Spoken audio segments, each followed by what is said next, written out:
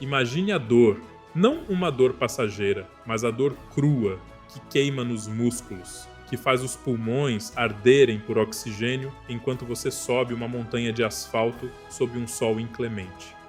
O Tour de France não é apenas uma corrida de bicicletas. É o teste físico e psicológico mais brutal inventado pela humanidade. Durante 3 semanas, os ciclistas levam seus corpos além do limite do suportável, cruzando planícies escaldantes e escalando os picos dos Alpes e Pirineus.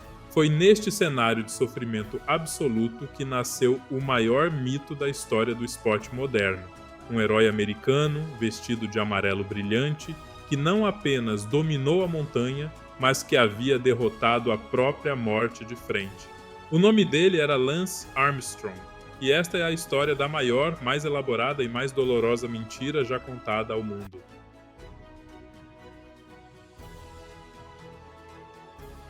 Para entender a dimensão assustadora da queda, precisamos primeiro olhar para o milagre.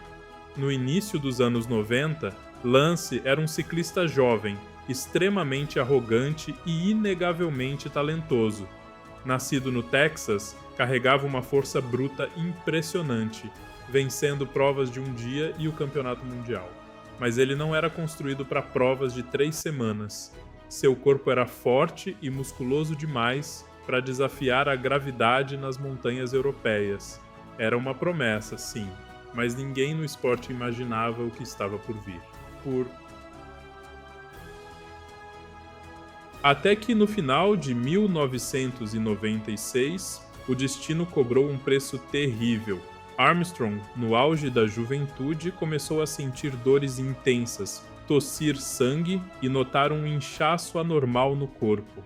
O diagnóstico caiu como uma sentença de morte: câncer testicular. E não era um estágio inicial. A doença já estava espalhada agressivamente para seus pulmões, abdômen e criando lesões no cérebro. Especialistas deram a ele menos de 40% de chance de sobrevivência. Naquele momento exato, a bicicleta e as vitórias deixaram de importar. A corrida era pela vida. O tratamento foi fisicamente e mentalmente devastador. Ele passou por cirurgias invasivas para remover tumores no cérebro e nos testículos. Suportou ciclos de quimioterapia tão agressivos que deixaram seu corpo magro, frágil e irreconhecível. O homem que antes exalava uma confiança inabalável agora lutava para dar passos vacilantes no corredor do hospital. O mundo do ciclismo profissional o deu como morto para o esporte. As equipes rescindiram contratos milionários. Afinal, ninguém aposta dinheiro em um atleta destruído pelo câncer. Mas Lance não era um homem comum. Ele possuía uma determinação sombria, uma recusa patológica em perder para qualquer coisa, e contrariando todas as probabilidades médicas e lógicas, ele sobreviveu. O câncer recuou, o seu corpo estava limpo. Mas a verdadeira história, além da épica que cegaria o planeta inteiro, estava apenas começando.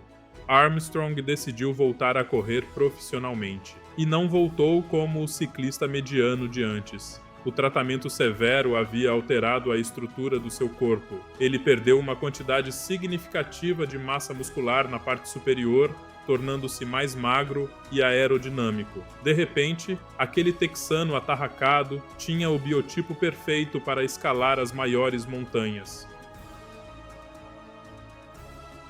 Em 1999, ele alinhou para o início do prestigioso Tour de France. O que aconteceu nas 3 semanas seguintes deixou o mundo em estado de choque completo. Armstrong não apenas competiu honrosamente. Ele aniquilou os adversários com ferocidade nunca vista. Ele subia montanhas aterradoras com uma cadência quase hipnótica, girando os pedais em velocidade desumana, deixando os melhores escaladores do mundo para trás, derrotados. Cruzou a linha de chegada em Paris, vestindo a icônica camisa amarela de campeão. O sobrevivente do câncer, desenganado pelos médicos, havia vencido a prova atlética mais difícil da Terra.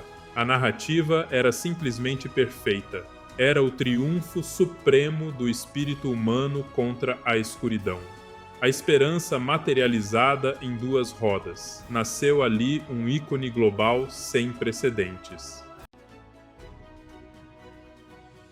Armstrong venceu o Tour de France no ano seguinte, e no outro, e no outro. Foram 7 vitórias consecutivas, um recorde absoluto e intocável na história de todo o esporte. Transformou o ciclismo, um esporte de nicho europeu, em um fenômeno gigantesco, de audiência mundial.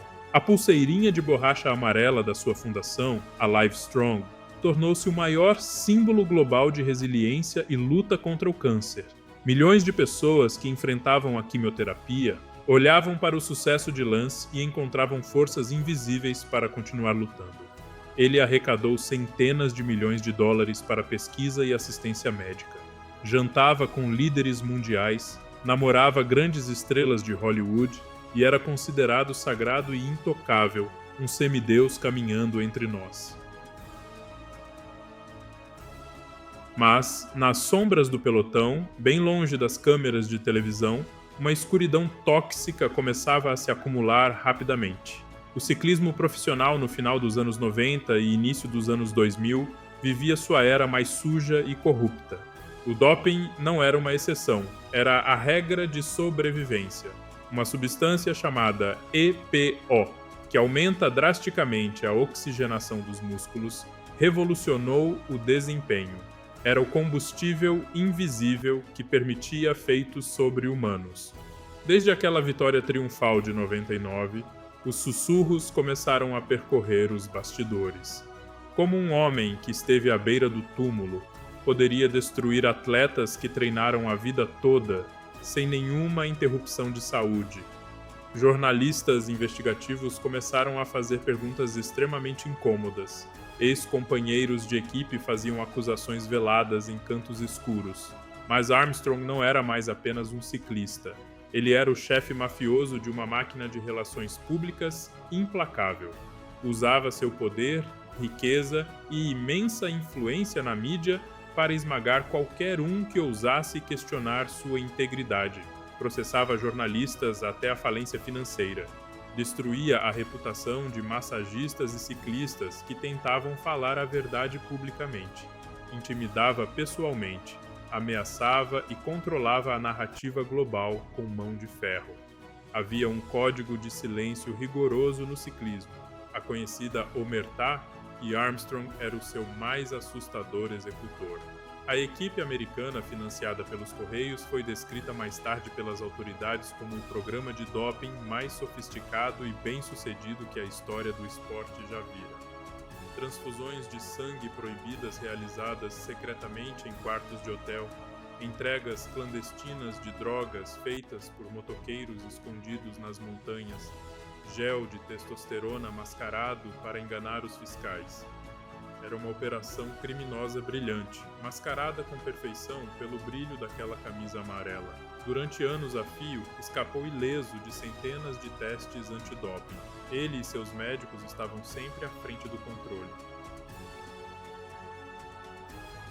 Até que o imenso castelo de cartas finalmente começou a desmoronar de forma irreversível.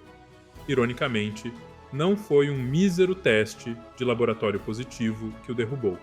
Foi a verdade vindo à tona como uma avalanche incontrolável através daquelas pessoas que não aguentavam mais viver sob o peso opressor daquela mentira. A agência antidoping dos Estados Unidos montou um caso monumental, meticuloso e absolutamente irrefutável contra ele.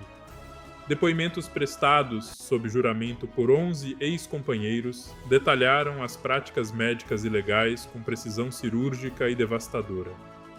A quantidade de evidências era esmagadora e não deixava espaço para dúvidas. Encurralado num beco sem saída, vendo o mundo desabar e seus gigantescos patrocinadores o abandonarem covardemente da noite para o dia, Armstrong parou de lutar nos tribunais. No mês de outubro de 2012, a decisão caiu pesada. Foi formalmente banido do esporte para sempre e perdeu oficialmente todos os seus 7 cobiçados títulos. O vazio se instaurou. A imagem do herói incorruptível desintegrou-se em praça pública. Mas o golpe final, o momento chocante que cimentou para sempre a sua queda na cultura pop mundial, ocorreu em janeiro de 2013. Sentado tenso de frente à apresentadora Oprah Winfrey, diante de dezenas de milhões de telespectadores, o homem altivo que mentiu com profunda convicção, agressividade e fúria por mais de uma década seguida finalmente olhou e disse sim. Sim, eu usei o hormônio EPO. Sim, eu fiz transfusões de sangue ilícitas. Sim, eu usei testosterona. E o pior, sim, em absolutamente cada uma das 7 vitórias no Tour de France. A frieza assustadora com que ele confessou esses crimes esportivos chocou o mundo quase tanto quanto a própria mentira revelada. Ele não parecia, nem de longe, um homem arrependido por seus pecados morais ou pelas vidas que destruiu pelo caminho. Parecia apenas um homem frio que lamentava amargamente o fato de ter sido finalmente pego.